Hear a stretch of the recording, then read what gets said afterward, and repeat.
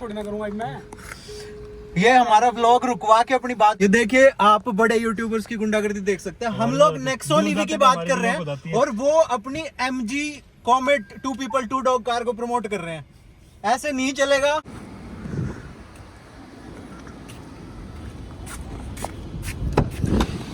हाँ तो वापस आ गया हम हमारे बादशाह भाई के पास और ये इनकी नेक्सॉन ईवी। कौन सा मॉडल है ये? मतलब लग्जरी वेरिएंट। हाँ। कितने की पड़ी थी? ये अपने को पड़ी 21 लाख रुपए। 21 लाख। और इसमें सब्सिडी वगैरह आके कुछ मिला? 2,84,000 की सब्सिडी आएगी, अभी आई नहीं है। ओके। बट वो लास्ट स्टेज में है। ओके। चेक जनरेट हो गया। ओके। ये अकाउंट में रहेगी आनी। हाँ तो ये कितनी चला ली? ये हमने चला दी है 17,300। 17,300। ओके। तो डीजल से या पेट्रोल से कितना डिफरेंट है, कितनी सेविंग हुई, कुछ हिसाब है? डीजल से कंपैरिजन किया क्योंकि मैं डीजल वाली गाड़ी चला रहा था, तो अप्रोक्सीमेट मैंने अभी 3.5 महीने में 3.5-4 महीने में अप्रोक्सीमेट 96,000 रुपये बचा लिए इस पे। ऐसे कितनी रनिंग है एक महीने की?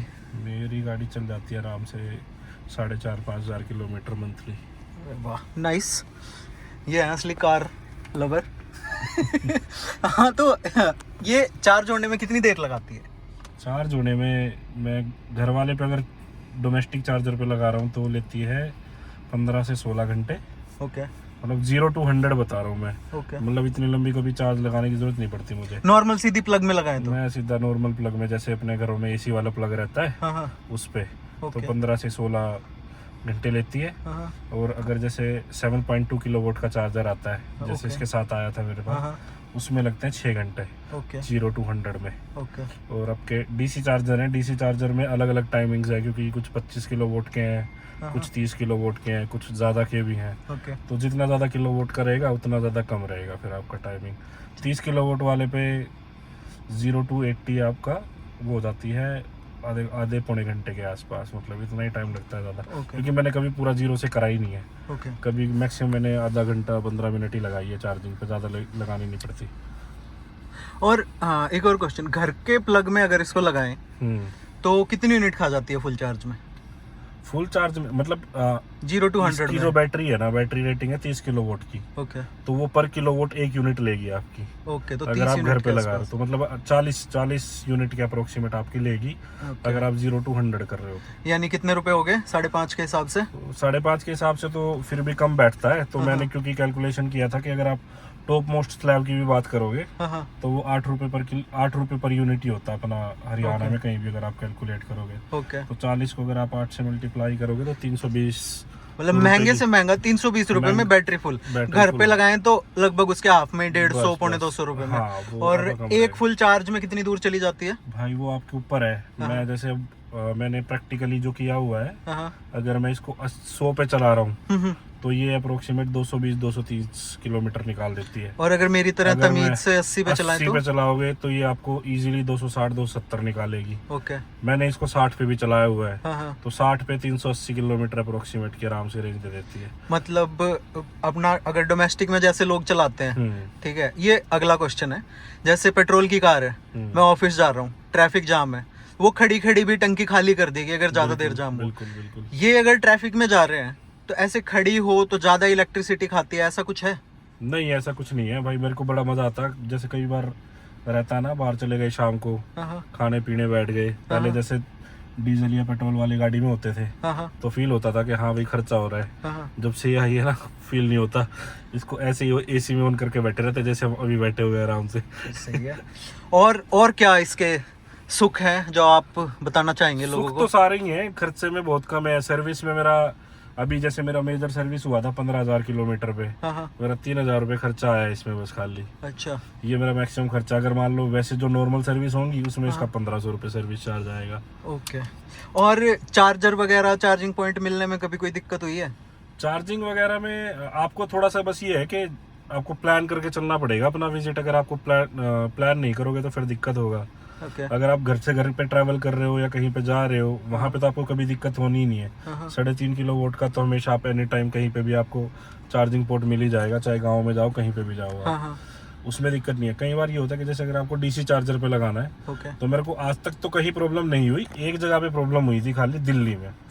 दिल्ली में था एकदम एक दिन में, तो वहाँ पे इलेक्ट्रीफाई फ्री के चार्जर है कुछ, अच्छा, उनमें दिक्कत हुई थी। मैंने उस दिन 4 चार्जर यूज किए थे उनके, कॉल भी किया, तो उनके चार्जर्स में बड़ी प्रॉब्लम है, वो उन चार्जर में बेकार। तो फिर मेरे को लास्ट में क्या करना पड़ा, फिर मेरे को टाटा का चार्जर ढूंढा मैंने एप्लीकेशन पे, तो उस पे मैं गया और वो मेरे को टाटा का हर जगह पे आपको रिलायबल चार्जर मिलेगा जहाँ पे भी होगा। इधर जो एप्लीकेशन में उसका स्टेटस दिखा रहा है ना, वो एक्यूरेट स्टेटस दिखाएगा आपको। अगर वो चल रहा है तो चलता हुआ दिखाएगा, बंद है तो बंद दिखाएगा आपको। एक हमारे परम मित्र जो भी हमारे साथ थे कार क्वेस्ट के भूपेंद्र जी, उन्होंने एक दिन एक उड़ती उड़ती खबर बताई थी कि अगर आप टाटा के किसी चार्जर पे टाटा की कार को चार्ज करोगे तो उसका कोई चार्ज नहीं लेते हो। कितनी क्रेडिबिलिटी है इस बात में? नहीं, ऐसा कुछ नहीं है। पैसे लेते हैं? पैसे लगते हैं। तो ये तो भूपेंद्र जी की किरकिरी होगी, ये तो सनसनी होगी। आज एक बहुत बड़े यूट्यूबर को हमने एक्सपोज करा है। उनका झूठ पकड़ा। टाटा वालों ने क्या कर रखा है, टाटा वाले बहुत स्मार्ट प्ले कर रहे हैं। भूपेंद्र को पैसे भी दे रखे हैं उन्होंने, अपने प्रीमाइसिस से बाहर लगाए उन्होंने चार्जर। जैसे कुछ है कि भाई प्रीमाइसिस होगा, प्रीमाइसिस से बाहर लगा दिया, टाटा का ही ईजेड वाला पावर वाला चार्जर लगा दिया। कुछ जगह पे क्या कर रखा है, जो दिल्ली एनसीआर में उन्होंने बेसमेंट में चार्जर लगा दिए हैं। उनका उनके हाथ कोई लिंक नहीं है। अच्छा। आपको अगर उसको चालू करना है तो आपको एप्लीकेशन से ही चालू करना पड़ेगा। और एप्लीकेशन से कोई भी चार्जिंग स्टार्ट करनी, इनिशिएट करने से पहले आपको पैसा देना पड़ेगा। हाँ, 1-2 आउटलेट्स हैं, जैसे जहाँ से मैंने ली थी गाड़ी, वो आउटलेट हो गया। करनाल के 2 आउटलेट है, क्योंकि मैं करनाल से ही हूँ, तो वहाँ पे थोड़ा सा वो नोन है, क्योंकि मैंने गाड़ी वहीं से ली है। वो लोग जो वहाँ पे डीसी चार्जर लगा हुआ है उससे वो फ्री कर देते, पर वो जो चार्जर है ना, वो उनके प्राइमाइसिस के अंदर है, तो उस पर वो कर सकता है। बट दिल्ली एनसीआर में कोई भी है, कोई भी अपना फ्री में चार्जिंग नहीं करता है। वो अपनी गाड़ी कुछ एक जो चार्जर बाहर उनके ऑफिस के अंदर से लग के जो वायर बाहर आ रखी है उस पर वो लगाने नहीं देते, अपनी गाड़ी लगा के रखते हैं वो। और वो वैसे भी एसी चार्जर है, डीसी चार्जर है नहीं। आपको 6 घंटे लगानी पड़ेगी उस पे गाड़ी आपको। इतना टाइम किसी के पास होता इतना किसी के पास नहीं होता। जो बिल्कुल ही ठाली है वो के भाई मेरे जैसे जाते हैं भाई, हमने गए जब चार्जिंग की जरूरत होती है, चले गए बेसमेंट वगैरह में लगा दी, ऊपर जाके खाना वाना खा लिया, 1-1.5 घंटा होता है, इतने में गाड़ी चार्ज हो जाती है। तो इस कार के कोई ऐसे फीचर्स हैं जो आप फ्लेक्स करना चाहेंगे, अपने व्यूवर्स को दिखाना चाहेंगे कुछ, मतलब इसकी लग्जरी? मैंने इसको चलाया था पहले, मैं बता देता हूँ। और इसमें सबसे बड़ा सुख ये लगा कि ये यहाँ पे जो नॉर्मल गियर वियर होते हैं ना, वो नहीं है, सिंपल ये नॉब है। और मैंने इसको ट्रैफिक में और बारिश में चलाया है, ठीक है, जिसकी वजह से ये हमारा व्लॉग रुकवा के अपनी बात बता रहे हैं। देखो ये बड़े यूट्यूबर्स, ये बड़े यूट्यूबर है। अरे मैं एक चीज बताना भूल गया कि मैं जब गाड़ी से दूर जाता हूँ तो ये अपने आप लॉक हो जाती है, बंद हो जाती है। गाड़ी के पास आओ तो अपने आप अनलॉक हो जाती है। ओके, ये तुम्हारी भी हो जाती है। ये देखिए, आप बड़े यूट्यूबर्स की गुंडागर्दी देख सकते हैं। हम लोग नेक्सॉन ईवी की बात कर रहे हैं और वो अपनी MG comet 2 people 2 dog car को प्रमोट कर रहे हैं। ऐसे नहीं चलेगा ये देश, लोकतंत्र से चलेगा, जनता की आवाज दबाई नहीं जा सकती है। तो इस कार के फीचर्स की बात कर रहे थे हम। तो इसके कुछ फीचर्स क्या है, मतलब मेरे पास तो पुरानी स्विफ्ट है, गरीब आदमी भैया, तो मैंने ये बारिश में और ट्रैफिक में चलाई थी कार, और बिल्कुल मतलब एक हाथ और एक पैर ना आपका फ्री रहता है बिल्कुल, कि आप आराम से बैठ के इस कार को चला सकते हैं।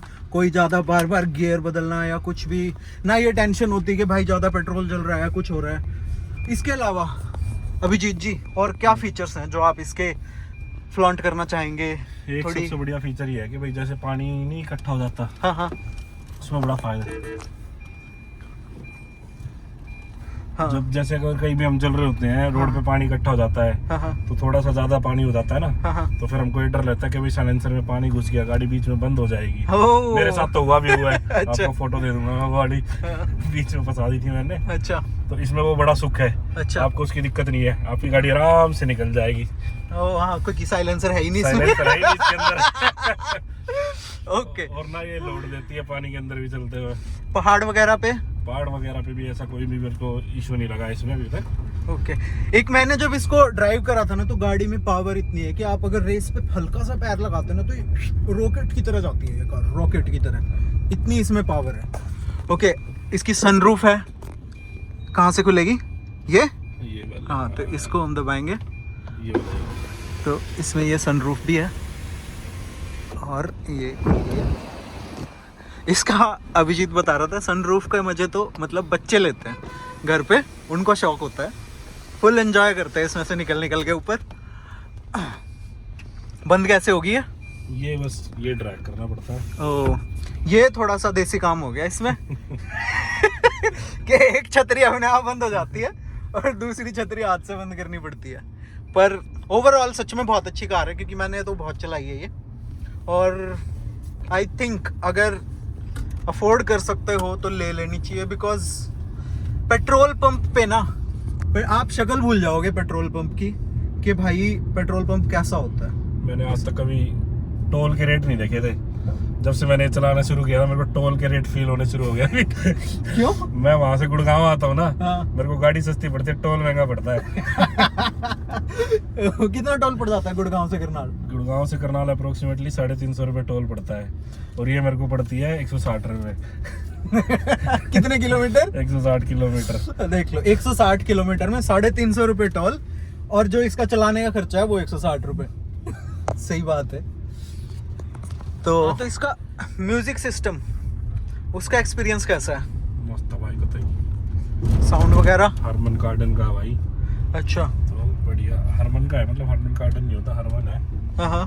बट साउंड क्वालिटी बहुत बढ़िया है, बताया। और इसके बीच वाला जो हम बजाएंगे और कोई देखेगा अपने हेडफोन पे सुनेगा, कोई असली क्वालिटी तो पता नहीं लगेगी। ये कार ब्लॉगर पागल बनाते हैं। साउंड चेक भाई, 150 रुपए के हेडफोन में अगर मैं वीडियो देख रहा हूँ हेडफोन लगा के, तुम्हारे जैसे कैसे भी वूफर लग रहे हो, मेरे को तो वही आवाज आएगी ना जो आनी है। ठीक है, तो इसके बीच वाले कंसोल में और क्या क्या है? देखो तो पूरा ऐसे जैंकी फैंकी रखा है। ये तो शायद वायरलेस चार्जर है। वायरलेस चार्जर है। हाँ, ये आपका पार्किंग है, हाँ, पार्किंग भी इलेक्ट्रॉनिक पार्किंग है। हाँ, ये आपका ऑटो हिल्ड है, जो आपका हिल्स वगैरह में काम आ जाता है। हाँ। ये आपका है रीजनरेशन मोड। अच्छा, तो इसमें 3 मोड दे रखे हैं। अच्छा, तो जो आपका बैटरी रिचार्ज नहीं होती ब्रेकिंग टाइम पे, हाँ, तो ये ऑटोमेटिक ब्रेकिंग लेगी फिर आपकी गाड़ी। ओके, अगर जैसे आप रेस छोड़ोगे हाँ, तो उसके हिसाब से रीजन करती है फिर बैटरी, ओके। चार्ज होती है। और क्या क्या ये है? आपका हिल डिसेंट कंट्रोल भी दे रखा है इसके अंदर। ओके, ये आप बूट यहाँ से ओपन कर सकते हो अपनी। ये चार्जर कभी भी अगर हटाना है लगाने के बाद, तो ये आपको प्रेस करना ही अच्छा, पड़ेगा। हाँ, ये तो मैंने भी खूब Otherwise- दबाया। अदरवाइज ये नहीं चलेगा। ओह। साथ ही इसके फिर ये दे रखे हैं फॉग लैंप। अच्छा, जो लोग नहीं चलाते ना, जिन उनके लिए है ये क्वेश्चन, मुझे और आपको तो पता ही है। खैर, मान लो आपने चार्जिंग पे लगा रखी है, हाँ। कहीं पे मॉल की पार्किंग में, ऑफिस की पार्किंग में, हाँ। और कोई और निकाल के अपनी गाड़ी चार्ज कर ले तो नहीं निकलेगा ही नहीं, लीड ही नहीं निकलेगा। बिल्कुल पकड़ के रखते हैं। बिल्कुल भाई, मैंने एक बार कोशिश की है, मैंने तोड़ दिया था। तो ऐसी बहुत सारी अवधारणाएं मार्केट में घूम रही हैं कि निकाल के अपने में लगा लेंगे तो आपके पैसों में किसी और की गाड़ी चार्ज हो जाएगी। ऐसा नहीं होता है। हम लोगों ने खूब जोर लगाया था, नहीं निकलता है चार्जर जब तक आप अंदर से बटन नहीं दबाओगे। इवन वो गन टूट जाएगी जो कि ऑलरेडी तोड़ी हुई है हमने। बट चार्जर नहीं निकलेगा, कुछ भी हो जाए, इतना पक्का कस के पकड़ लेता है वो।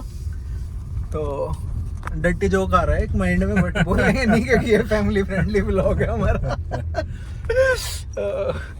और इसके अलावा इसका एसी जो है ना वो बहुत जबरदस्त है, क्योंकि ये मैं अपने एक्सपीरियंस पे नहीं कह रहा हूँ क्योंकि मैं इतना एसी का शौकीन नहीं हूँ, बट एसी का शौकीन जो है सेठ जी हमारे सामने बैठे हैं। ठीक है, ये एसी के बिना नहीं रह सकते हैं। रात को इनके फ्लैट में बिजली नहीं थी तो ये पूरी रात इसके अंदर सोए हैं एसी चला के, पूरी रात कार के अंदर एसी चला के सोए हैं अपना आराम से। और सच में बहुत ज़्यादा इफेक्टिव एसी है इसका, एकदम चिल्ड बना देता है। और कुछ बताना चाहेंगे अभिजीत जी? जी मेरी तरफ से तो इतना ही है, बाकी अपने ड्राइव मोड बता दिए होंगे आपने, ये ड्राइव मोड नहीं दिखाया आपने। अच्छा, ये मैं ऑलरेडी दिखा चुका हूँ, बट इसको थोड़ा एक्सप्लेन कर देता हूँ। P for parking, R for reverse, N for neutral और D फॉर ड्राइव। कोई ज़्यादा झंझट वाली चीज़ नहीं है। ब्रेक को दबा के ही अगर आप इसको घुमाएंगे तो ही इसका मोड चेंज होगा। ये नहीं है कि आप बिना ब्रेक दबाए इसको घुमा दें और ये भाग पड़े, ऐसा नहीं होता है। तो सेफ्टी का पूरा ध्यान रखा गया है। इसके अलावा यहाँ पे ये पत्ता बन रहा है, ये इको मोड है, और ये बंदा भाग रहा है, ये स्पोर्ट्स मोड है। तो इनका कोई फर्क पड़ता है? बिल्कुल दबा के। कैसे? इको मोड में चलाते रहो, आपको एवरेज अच्छी देगी। हाँ, और अगर वैसे स्पोर्ट्स मोड में, स्पोर्ट्स मोड में चलाओगे तो भी आपकी खतरनाक चलेगी। ओके। तो इसमें पिकअप बढ़ जाता है बहुत ज़्यादा। हाँ, थोड़ा सा ये है कि बैटरी बैकअप कम देगी, हाँ, बट ये है कि भागती बहुत ज़बरदस्त है। टावर 3 है, प्लेट नंबर सर 308 है ना अपना? 308 308 स्टिकर नहीं लगवाया क्या तूने? लग रहा है। हाँ रहता हूँ मैं, ये लगा तो है वो स्टिकर। लग रहा है, वो हाँ दूसरी गाड़ी वो का। मेरे साथ ही है। हाँ। अरे अरे नहीं क्यों बता दिया, हमारे साथ है, तंग होने देते हैं इसको। ना वो इसीलिए तो रणवार आगे से पीछे गया मैं।